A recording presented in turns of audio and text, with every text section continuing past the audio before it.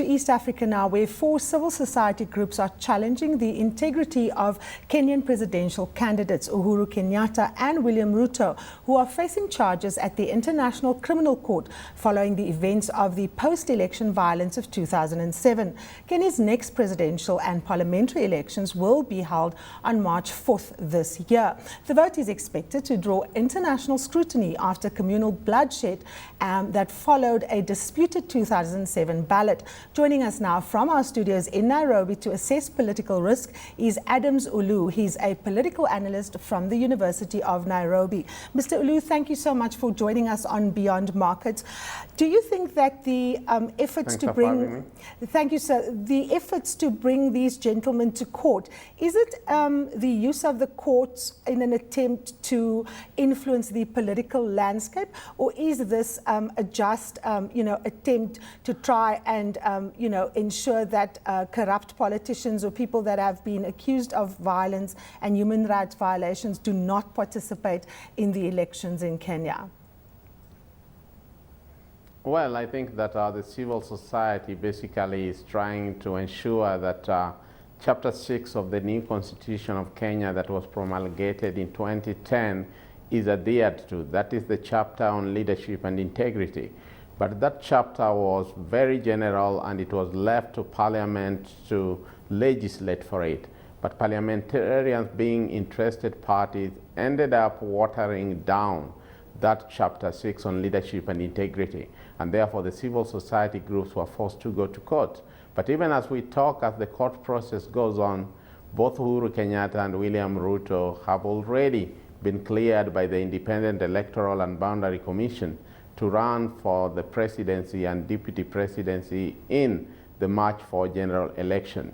My view is that most likely the courts will look at political expediency. I don't see the courts going out of its way to throw them out of the race, because that would politically kind of raise temperatures in the country. Of course, you've just led me perfectly to the next question. Of course, the big thing is to get buy-in from all the parties and to not have the courts or the judiciary seen as interfering unnecessarily with the political processes down in in Kenya.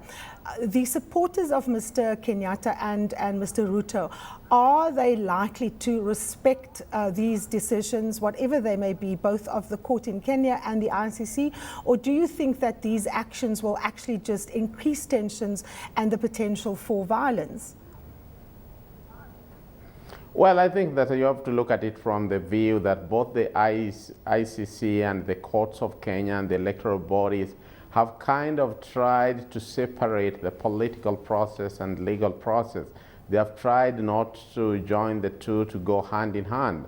And therefore, in fact, the ICC did indicate that the elections in Kenya was a Kenyan reason, and that all they were concerned with were the crimes against humanity.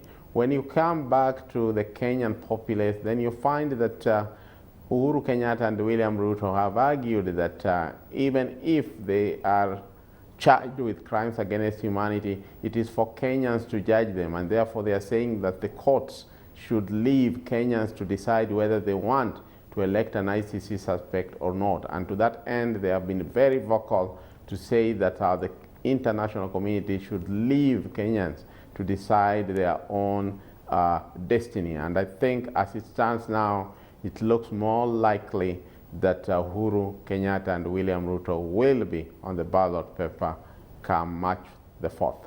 Now, the temperature in Kenya now, given all these developments, from where you're sitting, Mr. Oloo, what would you say is the prospect of a peaceful election? We know that the election was expected initially to be held in August. It's now been brought forward to March. Is everything in place? Are we going to see a relatively smooth, violence-free poll in Kenya? Yeah, I want to be an optimist in this, because I think Kenya has come a long way since the 2007 and 2008 post-election violence. We have created new institutions or brought in fresh ideas of men and women of impeccable records. We now have an independent electoral and boundary commission that has the trust of Kenyans and that was put in office through a competitive process where they were vetted by Parliament before being appointed. We have a reformed judiciary that now has the trust of Kenyans, and in fact is rated very highly among the institutions that is performing well.